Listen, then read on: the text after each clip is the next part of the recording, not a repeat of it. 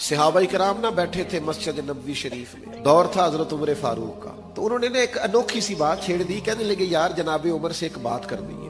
کہا جی وہ کیا؟ کہنے لگے حضرت عمر کا کرتا اتنا پرانا ہو گیا ہے پیوند لگنے کی بھی جگہ نہیں، ان سے کہنا کرتا تو نیا لے لے۔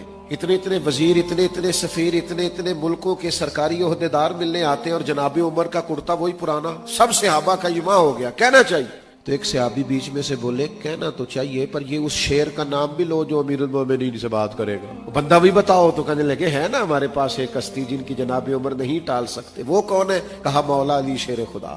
حضرت علی کو بلایا اور اپنا مدعا بیان کیا کہ حضرت اتنے اتنے ملکوں کے وزیر سفیر لوگ آتے ہیں، ہماری خواہش ہے کرتا بدل لیں، اور پھر اسلام پر اب تو فتوحات ہے، اگر ایک کرتا نیا لے لے تو حرج کیا ہے؟ حضرت علی کہنے لگے بالکل ٹھیک کہتے ہو، کہنا چاہیے۔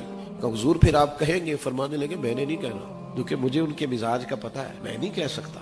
کہا جناب بات درست ہے تو آپ کریں۔ فرمانے لگے تمہیں جگہ نہ بتاؤں جہاں سے بات کہلاؤ گے تو عمر ٹالیں گے نہیں؟ کہا وہ کون سی؟ کہنے لگے سیدہ عائشہ صدیقہ سے کہیں، وہ ماں کا درجہ رکھتی ہیں نا مومنوں کے لیے، تو سیدہ پاک رضی اللہ تعالیٰ عنہ جب فرمائیں گی تو عمر ٹالیں گے نہیں۔ یہ بات سیدہ عائشہ کی خدمت میں عرض کی گئی، انہوں نے امیر المومنین کو پیغام بھیجا، جناب عمر نے 1 منٹ نہیں لگایا، دوڑے آئے، حضور کے گھر سے پیغام آیا، اما جی میں حاضر ہوں، میرے لیے حکم ہو۔ تو جناب عائشہ صدیقہ رضی اللہ تعالیٰ عنہ فرمانے لگی امیر المومنین صحابہ کا کہنا یہ ہے کہ کرتا بہت پرانا ہو گیا ہے، اب تو پیوند لگنے کی جگہ بھی نہیں رہی، حرج کیا ہے، اسلام منع نہیں کرتا، آپ یہ کرتا بدل لیں۔ تو جناب عمر بولے نہیں، بعض جگہ ایسی ہوتی ہیں جہاں نہیں بولنا چاہیے، دلیلیں بھی ہو تو چپ رہنا چاہیے۔ حضرت عمر چپ کر گئے، تھوڑی دیر کے بعد کچھ آنسو گرے تو فرمانے لگے سیدہ میں نا شام سے پہلے پہلے کرتا خرید لوں گا آپ کے حکم کے مطابق، پر ایک بات عرض کرنے کی اجازت ہے؟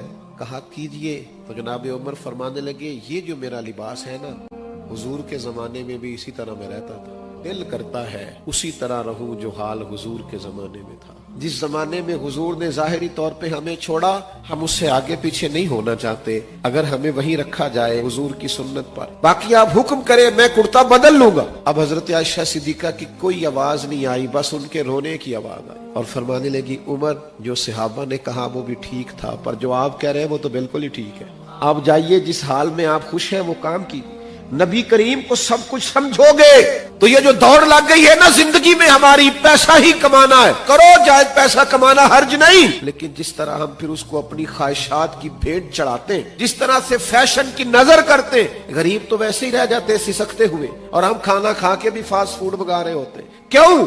اس لیے کہ ہم جو کماتے ہیں وہ ضروریات کے لیے نہیں، خواہشات کے لیے۔ نبی کریم سے پیار کرو گے، سب کچھ حضور کو جانو گے، پھر ان چیزوں سے باہر آ جاؤ گے۔